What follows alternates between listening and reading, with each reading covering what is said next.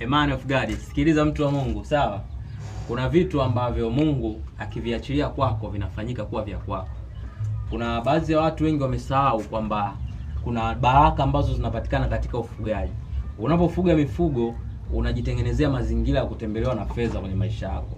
Na unaweza ukasema mbona kuna wengine wafugi? Sizungumzii kuhusu habari ya wengine, ninazungumza habari ya kwako.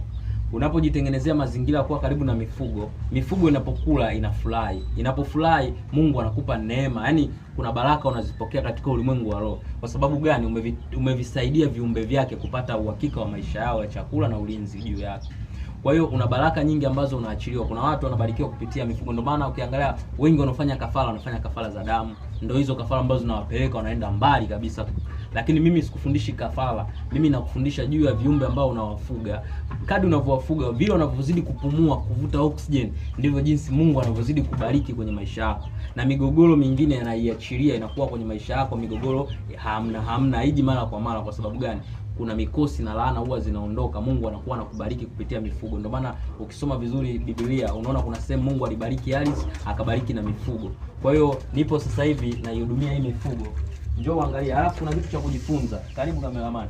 Kuna kitu cha kujifunza. Unajua kuna muda mwingine unaweza ukajiona wewe una umuhimu sana kwenye jamii. Alafu ukaanza kuringa kwa sababu hamna mtu kama wewe. Ila ngoja nikwambie kitu muhimu ambao unajiona wewe ni kwa sababu hujatembea. Ukitembea kuna sehemu unaweza ukafika ukaona wewe hauna kitu, hauna jambo lolote. Mungu ndo ana nafasi. Ngoja nikuoneshe. Kuna kuku yupo huko kwenye banda. Huyu kuku akikana kuku wenzake hawezi kula kama wanavyokula akiwa humu. Humu anaishi kwa sababu anajijua yeye sio thamani sana kuliko wenzake.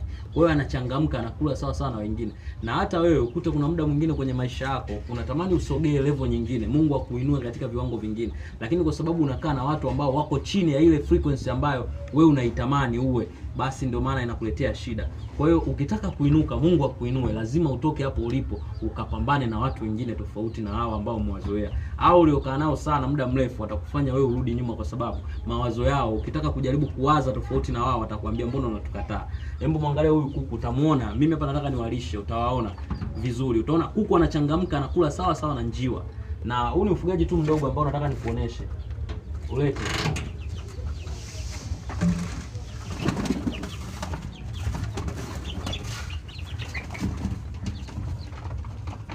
Ya, umeona hapo? Huyu kuna kuku mmoja kama uko makini huko ndani.